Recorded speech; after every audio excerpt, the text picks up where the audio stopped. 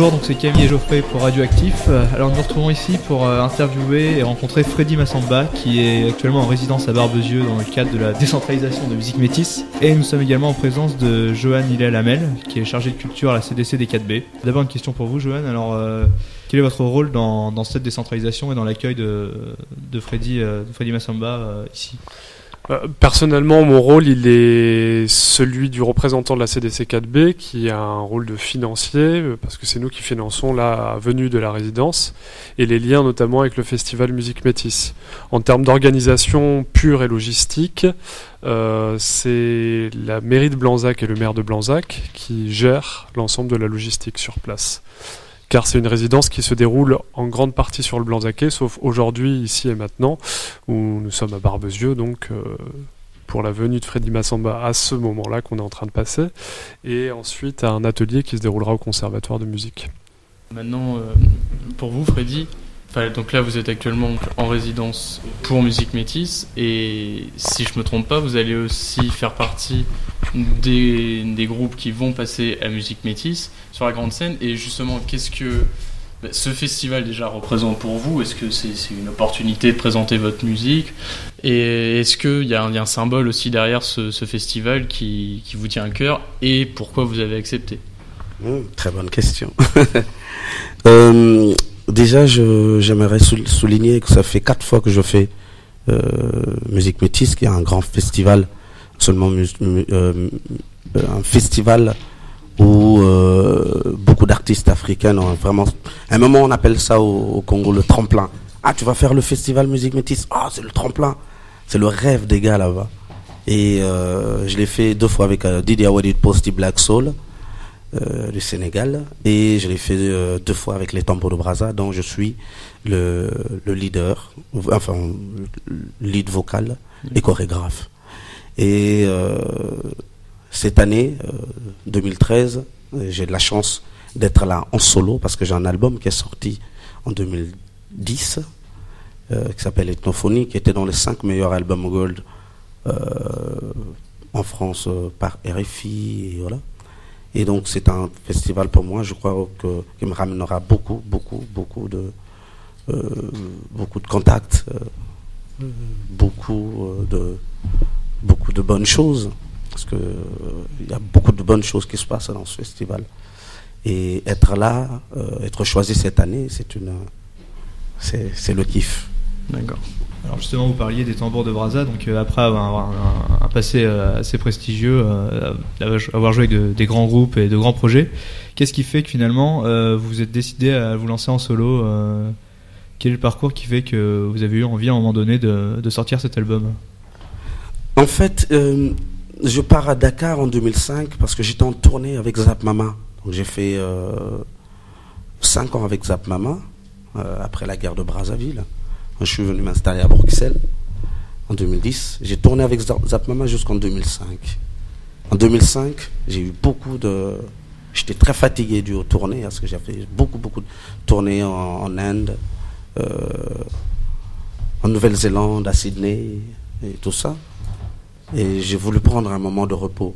Je me suis dit, bon, je vais aller choisir un pays. Allez, hop, freestyle. Je pars directement sur Dakar. J'ai des amis qui sont là-bas, qui étaient aussi avec nous à Brazzaville, en Tambour de Brazza. Je dis, bon, je vais aller me reposer. Finalement, j'arrive là et je rencontre Didi Awadi pour Posty Black Soul. Donc la vraie rencontre se fait par là, commence là.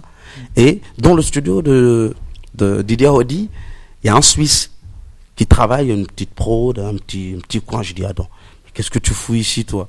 Il me dit, oui, je suis en train de faire de la prod. J'ai quitté Genève. J'ai dit, attends, tu quittes Genève, il y a de l'argent là. Hein, il y a de l'argent à Genève, nos présidents ont mis de l'argent là. Toi, tu laisses l'argent et tu viens ici. Donc voilà, bon, un petit moment pour rire. Et donc finalement, il me dit, il me fait écouter les prods qu'il fait et j'ai adhéré. J'ai super kiffé les prods. Et en rentrant à Bruxelles, on s'est revus et on a monté. J'ai improvisé 2-3 trucs et on s'est rendu compte qu'il y avait un album qui est en train de naître. Et voilà, on a rencontré 2-3 personnes, Scamfama qui est ma boîte à Bruxelles, et voilà. C'est pas vraiment une carrière décidée, hein. C'est dans le freestyle et en plein de freestyle, je rencontre quelqu'un qui me dit voilà, on fait un truc, ben finalement on écoute et on fait écouter une boîte et la boîte kiffe le truc et tout, on rentre dedans quoi. Et voilà, l'album a donné ce qu'il y a et voilà, une carrière est née. Mais sinon, j'ai toujours fidèle au Tambour de Braza. Et justement, vous parlez de votre sonorité qui est naissante avec justement ce producteur. Et on définit votre musique, enfin quand je dis on, c'est les médias, un mélange entre la soul, le funk, il y en a même qui osent dire la pop, et un mélange avec les chants africains. Vous, personnellement, comment vous ressentez votre musique et comment vous la définiriez? Excusez-moi. Ah oui, à fond. Déjà, je crois qu'une musique est une musique. C'est une fois qu'elle sonne, et une fois qu'une une note, elle s'appelle musique. Et après, c'est des goûts. Voilà, si tu aimes la soul, tu aimes la soul. Le funky, t'es pop, t'es rock, et voilà, tu choisis voilà, ce qui te parle. Et moi, je crois que c'est une histoire de là où je viens. Mon père écoutait beaucoup de James Brown à la maison, au Congo. On les appelait les playboys à l'époque. Afro, pantalon, patte d'éléphant avec une grosse chose noire, chemise cintrée à la Bob Marley. Et voilà, il écoutait Bob, il écoutait Jimmy Cliff, il écoutait Roy C. Je sais pas si quelqu'un connaît Roy C ici. Et donc voilà, c'était une génération de Marvin Gaye et tout. Et donc on a grandi de ça. Tous les samedis, mon père il partait pas au boulot, hop, il appelait ses potes autour d'une table de vin rouge, James Brown. Et donc voilà, j'ai grandi dans ça. Et en même temps, je suis né dans un pays où la rumba est dominante. Donc la rumba congolaise, le soukous, donc les guitares, à la radio, oui, donc voilà, entre les deux, la rumba, la musique soul américaine. Et ça m'a poussé à être danseur dans les années 84, parce que j'ai quand même 42 ans.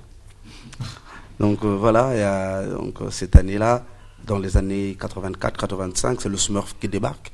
Et donc il y a toutes ces influences-là. Voilà. Et à un moment, en 91-92, je rencontre les Tambours de Braza. Alors là, je m'intéresse sur ce qui est musique pure traditionnelle, donc les influences de la tradition pure du Congo. Et ça m'amène jusqu'à dans la forêt où j'ai appris les flûtes pygmées en République centrafricaine. Et alors lorsque j'ai fait l'album, je me suis dit mon assiette est là, mais il y a beaucoup d'ingrédients. Il faut que j'arrive à les mélanger sans que je vomisse. Oui. Bon, en même temps ça doit être délicieux, mais bon voilà. Donc j'ai pu pouvoir prendre un petit truc partout, une flûte peul, un balafon, en passant par un petit sampleur sur les trucs de DJ. Un Rhodes, une petite percu, et tout ça, ça donne voilà, du massamba, à la massambiesque, quoi. Voilà, c'est ethnophonie. Mais franchement, je définis ma musique comme de l'afro-soul, parce qu'il y a beaucoup d'influence soul. D'accord. Tout simplement sur les Rhodes et quelques notes jazz-soul. J'étais très lent. Non, c'était parfait. Et le fait que vous ayez quitté donc, le Congo en 98, est-ce que ça a représenté pour vous un tremplin justement vers la musique, pour une façon de dire je saute le pas pour me mettre à la musique, ou alors avant vous aviez l'ambition de toute façon de... Non, quitter Brazzaville, ça a été un choc, vrai de vrai. D'accord. C'était un choc parce que au départ, nous avions une mission. La mission, c'était de pouvoir créer une grande école, une école de formation, comme un conservatoire, à Brazzaville. Les Tambours de Braza, je parle. Hein. Tous les jeunes ont été tous motivés de pouvoir créer un centre où on pouvait venir ramener des potes qui viennent, que ce soit de la Suisse, de Suède, de la France, la Belgique, à être en rencontre, à rencontrer la culture Congo ou la culture Bantou. Et lorsque la guerre est arrivée, ça a été un choc. Nous sommes partis, on a fait 510 km à pied, dans la grande forêt équatoriale. Vous pouvez imaginer tout ce qu'il y a pendant 3-4 mois et demi. Et Dieu est grand, on a eu la chance d'être là. J'ai toujours dit partout où je vais que moi, ma vie, aujourd'hui, c'est un bonus. Parce que je peux pas, je sais pas ce qui allait m'arriver et tout ça. Et finalement, voilà, et après, lorsqu'on est sorti, je suis sorti du Congo, je me suis dit, bon, allez, je prends tout ce qui était négatif, ben, je le transmets en positif. Et finalement, voilà, j'ai cru que je pouvais faire des choses. J'ai appris le gospel ici, en Europe. J'ai rencontré mes plus grands musiciens de musique jazz, soul et hip-hop. Ici, j'ai rencontré des amis comme Mos Def, Talib Kweli. J'ai eu la chance de rencontrer plein d'artistes en Inde et partout. Donc j'ai cru à mon instinct, j'ai cru que quelque chose pouvait arriver de positif. Mais je n'avais pas calculé que demain je serais ceci.